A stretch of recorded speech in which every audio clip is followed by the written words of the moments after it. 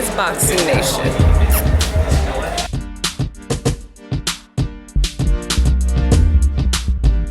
Dante's Boxing Nation, what's going on, guys? So it looks like everything is pretty much in motion. We now have Sergey Kovalev facing Isaac Chilemba in July, and now we have an opponent for Andre Ward facing Alexander Brand. I am just very elated that both Sergey Kovalev and Andre Ward, they both have an opponent before they face off for the battle of supremacy at the end of the year, November 19th. That is the big one. The most significant fight in boxing in years. This is the most significant fight since the Mayweather versus Pacquiao fight. But by way of contrast, because both Ward and Kovalev are undefeated, it brings an additional level of suspense going into this fight. It makes me think of fights like Mayweather versus Diego Corrales, Trinidad versus Oscar De La Hoya, Felix Trinidad versus Fernando Vargas, just to name a few. So the contracts are not signed yet, but both fighters have agreed to all terms, so this fight is most likely going to happen. There was a little bit of fear that Andre Ward would run out of time and not even get an opponent before he fights Kovalev in November. So we don't have to worry about those fears anymore. So let's talk a little bit about Alexander Brand. Now, Alexander Brand is actually a super middleweight, and I'm trying to figure out how this is going to work. I don't know if this means Alexander Brand is a super middleweight that's coming up to 175 to fight Ward. Is it going to be a catchweight fight, which I doubt? I'm not really sure yet. My guess is the fight is going to be at 175 and Alexander Brand is going to come up to 175, but that's just my guess.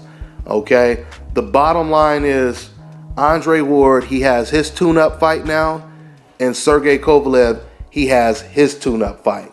Now, even though this is a tune-up fight, and Andre Ward, he already moved up to 175 and beat the number one contender, so it gets no bigger than that.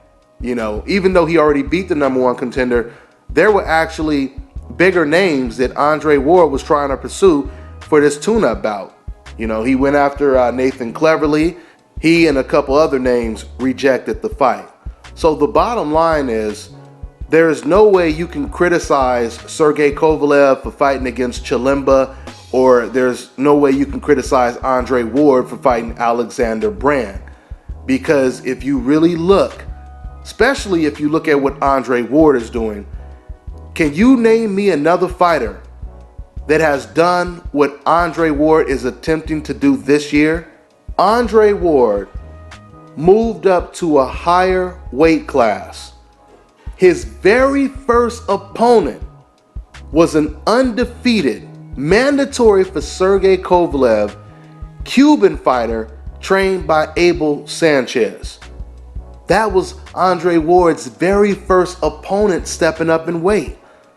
A lot of people would expect the guy moving up in a higher weight class to take a little bit of a softer touch just to, get the feet wet and get acclimated to the new division. That is not what Andre Ward did.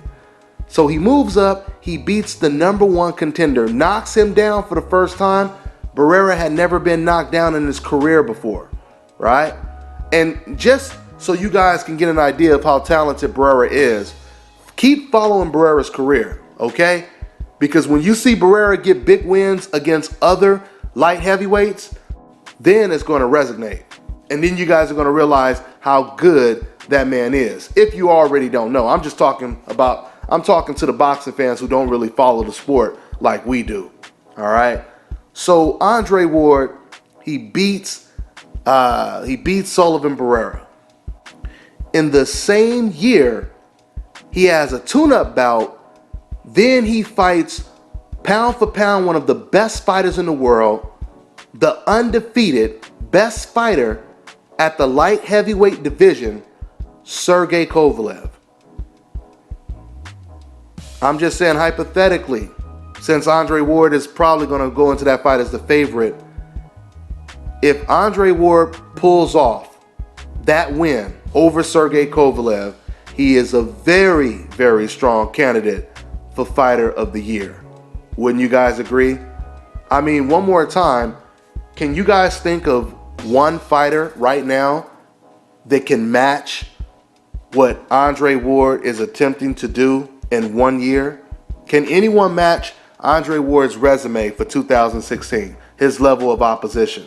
There's not too many fighters that can match Andre Ward's level of opposition, at least for this year. But it is still early in the year. And we have Keith Thurman versus Shawn Porter this weekend.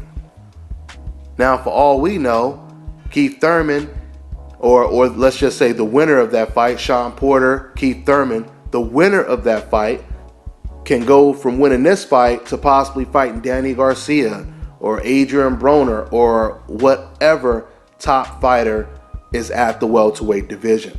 So I'm just saying that would be another candidate, but it would still be very difficult to beat Andre Ward, because Andre Ward's fight against Sergey Kovalev, it is for pound king status, okay? So that changes the dynamic just a little bit. I'll say this as well. The fact that Andre Ward is fighting a super middleweight, regardless if he's moving up to 175, the fact that Ward is fighting a super middleweight before he gets in the ring with Sergey Kovalev, I'm just telling you right now, if he fights a super middleweight and then he beats Sergey Kovalev, that says even more about Andre Ward's determination and his skill set. To campaign in a higher weight class, a division that you're not even fully acclimated to yet, but still be able to beat and dominate the number one best pound for pound fighter in that division, that says a whole lot. I truly believe the winner of this fight would be solidified as the undisputed pound for pound best fighter in the world. As I said before, it would be just like Floyd Mayweather reigning supreme again. Because if you guys notice, when Floyd Mayweather was considered pound for pound the best fighter in the world, it didn't matter if writers, commentators, if they hated Floyd Mayweather's guts, they still had him as number one. Because he had accomplished so much that they knew it could not be disputed. And this is what's on the line when it comes to Andre Ward versus Sergey Kovalev. There will be no more random commentators just coming up with any name saying, oh, this guy is the best, oh, that guy is the best. No, that was just a small period where they had that opportunity to do that. And the only reason people even had the opportunity to just pick whoever they wanted to as who the best fighter in the world is, which it really didn't mean anything, but they had the opportunity to do that because they used the excuse that Andre Ward was inactive. Because we all know that Andre Ward, for the longest, he was considered number two right behind Floyd Mayweather. I remember there were debates on YouTube who was really number one, Ward or Floyd Mayweather. Soon as Andre Ward takes some time off, of course, the decafs and the detractors, they look for any excuse to try to remove him from the list and say, hey, well, we don't have to call him pound for pound anymore because he's not boxing. But what these fans didn't realize is what pound for pound really means is it means you are a fighter that is so dominant that you can't picture anyone beating them. You see a fighter like Floyd Mayweather, Andre Ward as the favorite over everyone, okay? If there's a fighter right now and you can name about 2 or 3 people that you truly believe can beat him, then that's not pound for pound the best fighter in the world, all right? When it came to fighters like Roman Gonzalez is a very good fighter, very good fighter. But when you look at his performance in the ring, you can see chinks in the armor. His last performance against, what was it, Jonathan something? That guy was exposing Roman Gonzalez. The point I'm making is Roman Gonzalez does not look unbeatable. Andre Ward damn near looks unbeatable. Don't get me wrong, there's no such thing as unbeatable. But what I mean is, the perception, when you look at Andre Ward, when you look at a Floyd Mayweather, when you look at a fighter like that, you say to yourself, I can't see anyone ever being the favorite to beat this guy. That's the closest to unbeatable as you can come, right? So once again, I look forward to watching this fight. That's all I got, guys. I'm on to the next one. Hi, you're watching Dante's Boxing Nation. Woo!